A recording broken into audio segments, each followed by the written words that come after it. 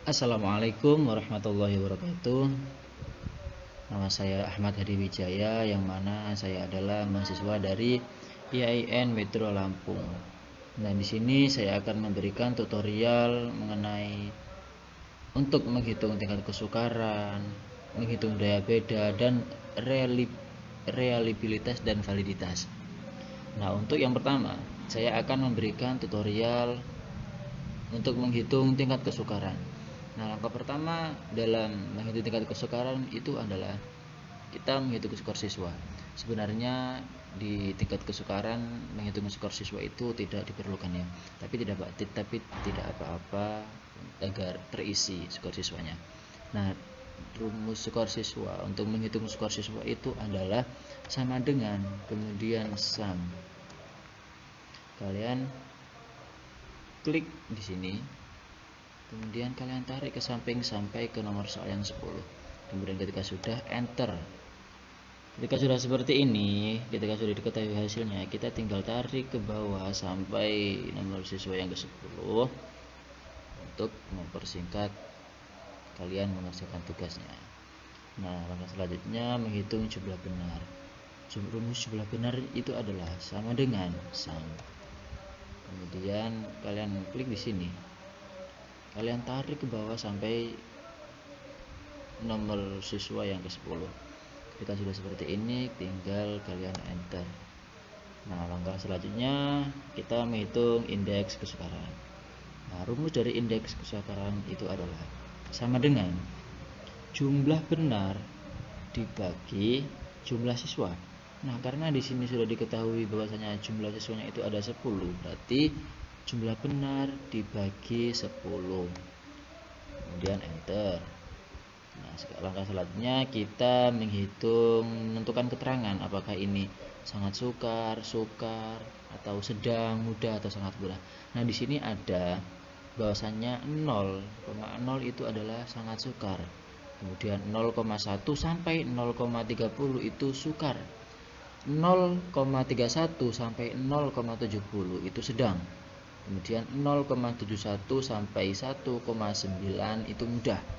Dan yang terakhir 0,91 sampai 0,1 itu sangat mudah. Nah, untuk menentukan keterangan itu rumusnya adalah sama dengan kemudian if indeks kesukaran titik koma lebih dari sangat mudahnya di sini 0,91 titik koma, kemudian petik 2 sangat mudah, kemudian petik 2 titik koma, kemudian if lagi, indeks kesukaran lagi lebih dari 0,71,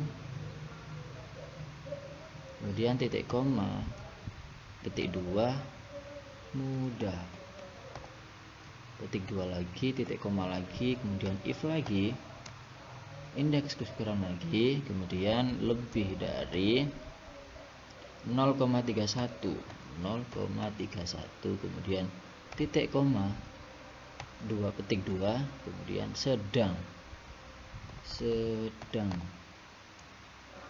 petik 2, titik koma, if lagi, indeks kesukaran lagi, kemudian 0, lebih dari 0,1,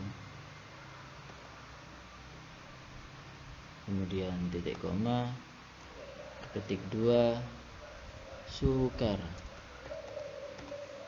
petik 2, titik koma lagi, kemudian if lagi, indeks kesukaran lagi, kemudian 0 lebih dari 0,00,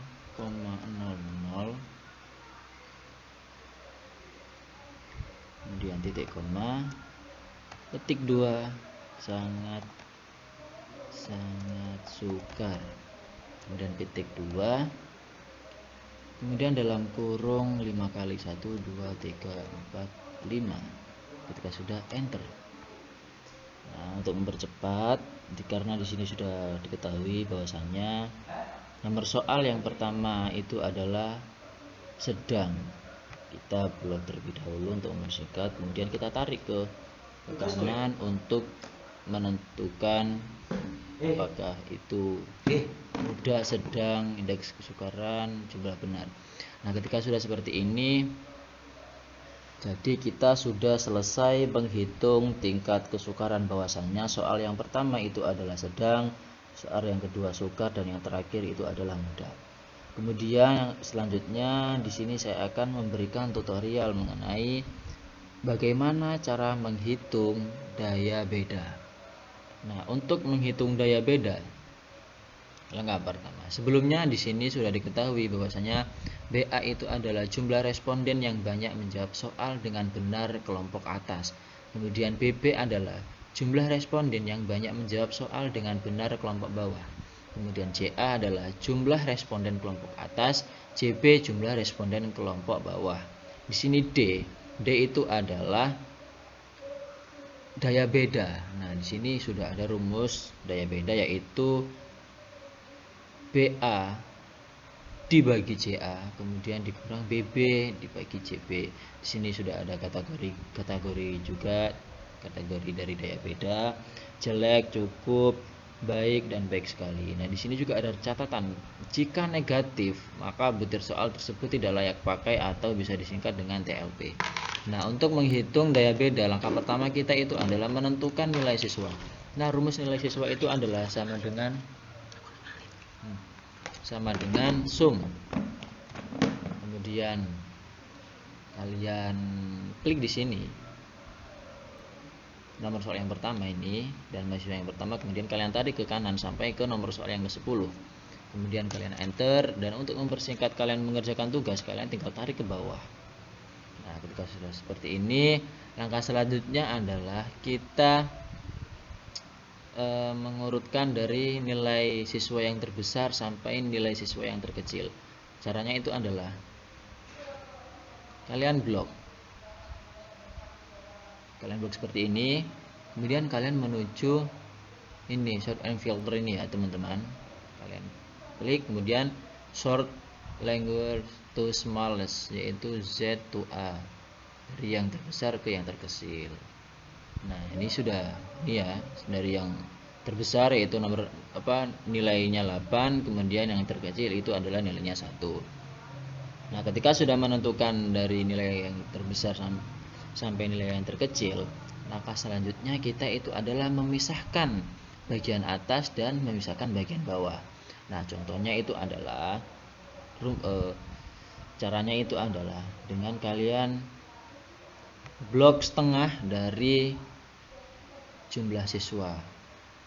Karena di sini diketahui jumlah siswanya itu ada 10, berarti setengah-setengah itu adalah 5 dan 5. Nah, ketika sudah seperti ini, atas 5 bawah 5 kalian copy, kemudian kalian cut, kalian letakkan semau kalian di sini, kemudian kalian paste. Nah, ketika sudah seperti ini, langkah selanjutnya itu kita menghitung BB atau jumlah responden yang banyak menjawab soal dengan benar, BB. Nah, rumusnya itu adalah sama dengan sum. Di sini kalian klik, kemudian kalian tarik ke bawah. Ketika sudah seperti ini, kalian enter. Kalian tinggal tarik ke kanan sampai nomor soal yang ke-10. Nah, ketika sudah, langkah selanjutnya itu kita menghitung CA. Oh, ini maaf ya, ini adalah BA, bukan BB tapi BA, bagian atas. Kemudian JA ding sekarang kita. CA itu adalah jumlah responden kelompok atas. Nah, jumlah responden kelompok atas itu ada 5, jadi kita tulis 5 saja. Ketika sudah ditulis 5, kita tarik ke kanan untuk mempercepat kita mengerjakan tugasnya. Nah, langkah selanjutnya itu adalah kita menghitung BB, yang mana rumus BB itu adalah sama dengan sum. Kalian tap di sini. Ketika sudah, kalian tarik sampai nomor 10. Ketika sudah seperti ini, kalian enter saja. Dan untuk mempercepat waktu, kalian mengerjakan tugas, kalian tarik ke samping sampai ke nomor soal yang ke-10. Nah, langkah selanjutnya kita menghitung JB, yaitu jumlah responden kelompok bawah. Nah, jumlah responden kelompok bawah itu ada 1, 2, 3, 4, 5 ya. 5 ya. Jadi kita tulis bahwasanya JB itu adalah 5, kemudian kalian tarik ke kanan untuk mempercepat waktu. Seperti itu ya teman-teman ya. Kemudian langkah selanjutnya kita menghitung daya beda. Nah, rumus dari daya beda itu sendiri adalah sama dengan buka kurung, di sini sudah ada PA dibagi CA. PA dibagi CA. Kemudian tutup kurung. Tutup kurung kurang buka kurung BB dibagi JB, tutup kurung, enter. Maaf teman-teman, bisa diulang. Jadi rumusnya itu adalah sama dengan buka kurung BA per CA, tutup kurung, dikurang buka kurung BB per JB, tutup kurung, enter. Nah, sudah diketahui ya, di sini adalah nilai yang pertama itu adalah 4. Kemudian kita tarik ke kanan. Nah, kita membuat 2 angka di setelah koma. Jadi seperti ini. Nah, langkah selanjutnya itu kita menghitung untuk mengetahui apakah itu sukar, apakah itu jelek, apakah cukup baik.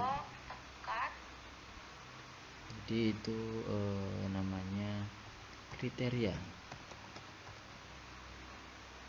Nah, rumus dari kriteria itu sendiri adalah sama dengan if, kemudian daya beda lebih dari 0,71 titik koma petik 2 dinamakan baik sekali.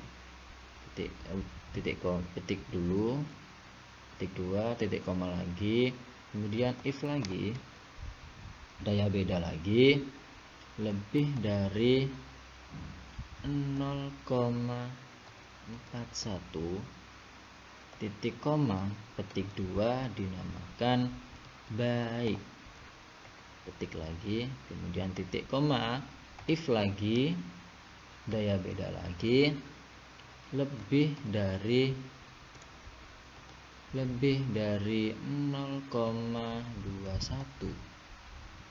titik koma petik 2 dinamakan cukup. Petik 2 lagi, kemudian titik koma lagi, if, kemudian daya beda lebih dari 0,00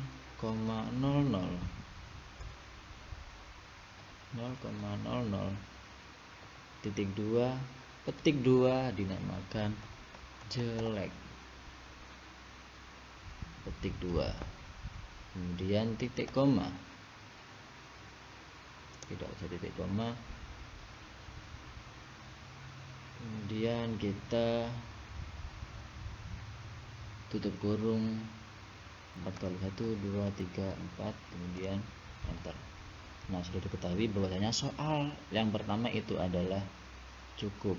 Kita langsung tarik ke kanan ya teman-teman. Nah, jadi diketahui bahwasanya kriteria dari soal yang pertama itu adalah cukup, nomor 2 adalah jelek, dan yang terakhir itu adalah baik ya teman-teman. Nah, jadi seperti ini ya cara kita menghitung atau menentukan daya beda ya teman-teman. Nah, langkah yang terakhir di sini saya akan membuat tutorial mengenai reliabilitas dan validitas. Nah, langkah pertama untuk mengetahui dari reliabilitas itu adalah kita harus mencari nilai total. Nah, seperti apa kita mencari nilai total? Nah, rumusnya itu adalah sama dengan kemudian sum, kalian klik di sini, kemudian tarik ke kanan sampai ke variabel ke-10. Ketika sudah, kalian enter saja, kemudian kalian tarik ke bawah. Kalian tarik ke bawah. Nah, sudah. Langkah selanjutnya kita menghitung R hitung ya. Nah, jadi rumus R hitung itu adalah sama dengan korel. Kita menggunakan alat bantu area. Yang pertama itu kita responden 1 sampai ke responden yang ke-10. Kemudian yang kedua itu adalah kita nilai total dari 1 sampai yang ke-10 ya teman-teman. Kemudian F4, enter. Ketika sudah seperti ini, tinggal kita tarik ke kanan sampai ke variabel yang ke-10. Nah, Airtable, kenapa kok saya sudah isikan Airtable? Karena apa? Nah, cara untuk menghitung Airtable itu adalah, cara untuk mengetahui Airtable itu adalah, karena di sini respondennya ada 10. Kemudian rumus mutlak dari Airtable itu adalah setengahnya. Jadi seperti ini. Jadi 10 responden 10 setengahnya 5 itu adalah 0,632. Nah, jadi untuk mempersingkat waktu, jadi saya tadi langsung saya tulis saja di sini untuk mempersingkat waktu. Kemudian kita mencari keterangan. Nah, keterangan, rumus dari keterangan itu adalah if sama dengan if kita memakai tabel bantu. Yang pertama itu adalah R hitung lebih besar dari Airtable.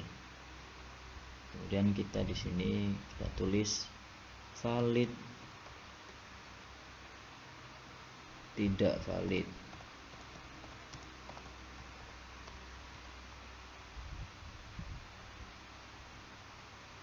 Valid, tidak valid, enter. Nah, jadi yang pertama itu adalah valid ya teman-teman. Kita tarik ke kanan untuk mempersingkat waktu. Nah, sudah diketahui bahwasanya yang pertama itu adalah valid. Nah, sekarang kita mencari varian. Nah, rumus dari varian itu adalah sama dengan var. Ini kita klik di sini sampai ke responden yang ke-10. Ketika sudah, enter saja. Dan kita tarik ke kanan. Nah, sudah diketahui hasilnya. Nah, sekarang kita menghitung jumlah varian. Nah, rumus dari jumlah varian itu sendiri adalah sama dengan sum varian ini kalian klik sampai yang ke-10. Ketika seperti ini, kalian enter saja. Nah, selanjutnya kita menghitung varian total. Rumusnya itu adalah sama dengan var nilai total kalian total sampai ke responden yang ke-10. Ketika sudah seperti ini, kalian enter saja. Nah, sudah diketahui ya jumlah varian dan varian totalnya itu adalah seperti ini. Nah, untuk selanjutnya kita menghitung nilai Cronbach's alpha. Nah, rumusnya itu adalah sama dengan jumlah siswa. Diketahui bahwasanya di sini jumlah siswanya itu adalah 10 atau n ya, n-nya itu adalah 10, kemudian dibagi n dikurang 1 itu adalah 9. Berarti kita tulis 9. Kemudian kali dalam kurung 1 kurang jumlah varian dibagi varian total, tutup kurung, enter. Nah, jadi hasil kelompok alfa adalah 0,659. Di sini kita langkah terakhir untuk menghitung reliabilitas dan validitas itu adalah kesimpulan. Nah, seperti apa kesimpulannya? Kesimpulannya itu adalah rumusnya sama dengan kemudian if kita memakai tabel bantu. Nah, yang pertama itu adalah nilai kerombat alfa lebih besar dari nilai acuan. Yang pertama kita ketik reliable. Yang kedua kita ketik tidak reliable.